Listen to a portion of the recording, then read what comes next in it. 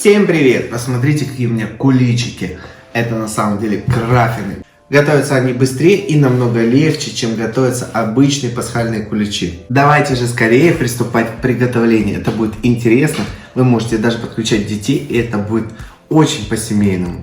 Для приготовления опары возьмем 5 грамм сухих дрожжей. Возьмем 150 грамм просеянной муки. 20 грамм сахара или 1 столовая ложка. 300 грамм молока. Теперь все это размешаем до однородной консистенции. Когда у нас опара готова, я накрываю полотенцем для того, чтобы поставить в теплое место. Оставляем на 1 час в теплом месте. Сразу хочу разъяснить для всех, что такое теплое место. Это не 21, не 22 градуса, это минимум 24-28 градусов. Тогда при такой температуре начинают хорошо работать дрожжи, и в течение 1 часа у вас они тоже поднимутся. Естественно, когда вы работаете с тестом, тесту тоже нужна расстойка. И эта расстойка тоже от 26-28 градусов. Поэтому будьте бдительны. 21 градус при обычной температуре в квартире или на кухне это мало. И вы тогда будете долго ждать, пока поднимется опара. Из-за этого у вас будет не получаться рецепт, и вы скажете, что он такой некачественный. Поэтому сразу соблюдайте температурный режим. Теперь замешаем тесто. Для этого возьмем 500 грамм просеянной муки. Добавим 100 грамм сливочного масла комнатной температуры. Добавим щепотку соли. Сахара добавим 100 грамм или 4 столовые ложки с горкой. 2 куриных яйца. Все это аккуратненько перемешаем. Опара у нас поднялась, хорошенечко пошли пузырики.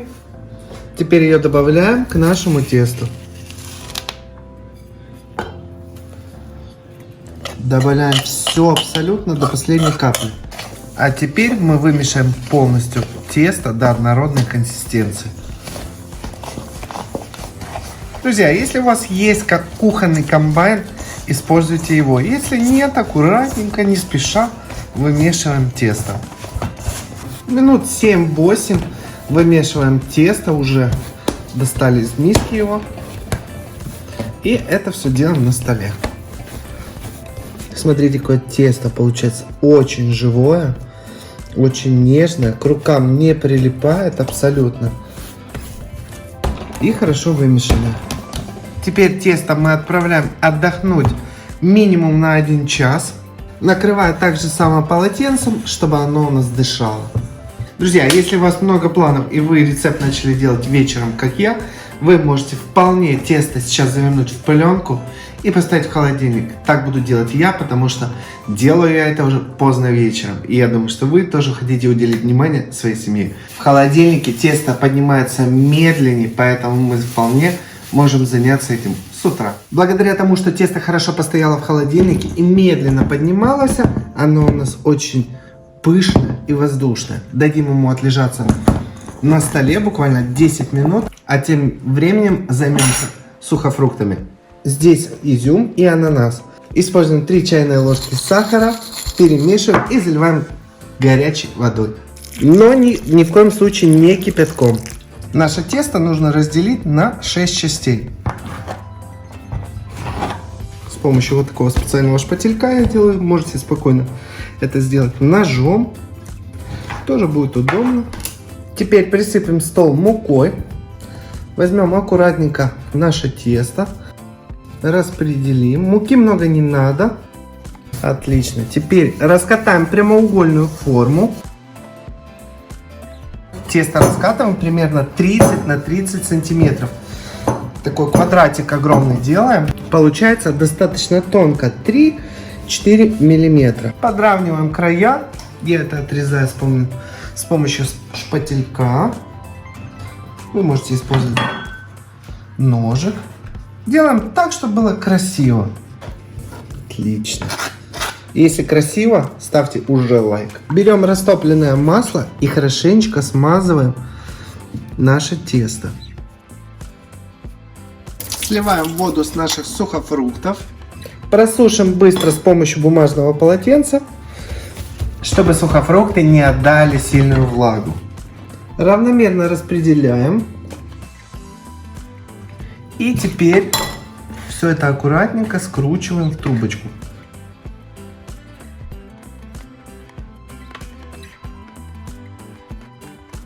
Чтобы удобно было, я поддеваю шпателечком. Если так давить, тесто достаточно тонко и начнет рваться. Чтобы этого не происходило, используйте какие-то подручные инструменты, например, какая-то лопатка, которая у вас есть дома. Это начало мы хорошенечко защипываем. И здесь мы прорезаем от середины до самого конца вот такую красоту. И аккуратненько разделяем. Берем вот этот край и начинаем аккуратненько вот закручивать. Отлично. Подкрутили, здесь чуть-чуть прижали. То же самое делаем с противоположной стороны. И вот так вот друг на друга ставим и получаем вот такой вот красивый кулич. Берем вот такие вот формочки. Я обычные формочки купил, которые продаются в любом магазине. Диаметр моих формочек составляет 9 сантиметров. Еще сделаем второй вариант. Сделаем с корицей. Просто посыпаем сверху. Конечно же, не забываем масло. Можно сделать, кстати, с маком. Тоже будет вкусненько. Я думаю, что экспериментировать вы любите и будете. Когда готовы наши краффины, мы их переставляем на емкость, где и будем запекать. Теперь накрываем полотенцем и даем отдохнуть минимум 40 минут в теплом месте. Включаем духовку на температуру 180 градусов, пускай себе разогревается. Друзья, посмотрите, как они поднялись у нас. Это просто что-то с чем-то. Класс, это супер. Отправляем наши краффины запекаться в духовку на температуру 180 градусов. Через 20 минут немного открываем наши краффины. Следим, красивые, румяные. Накрываем фольгой. И отправляем еще запекаться. 15 минут достаем. Всего наши куличики запекались 30-32 минуты.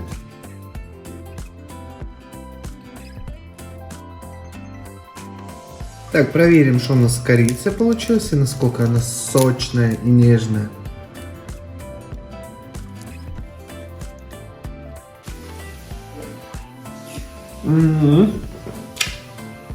Потрясающий рецепт. Очень вкусный рецепт получился. А я вам желаю прекрасного праздника Пасхи, хорошо провести время с семьей, родными и близкими. Оставлю ссылочку на мой пасхальный плейлист. Там вы увидите много интересных рецептов на Пасху. Всех еще раз с праздником, всех обнял, всем пока!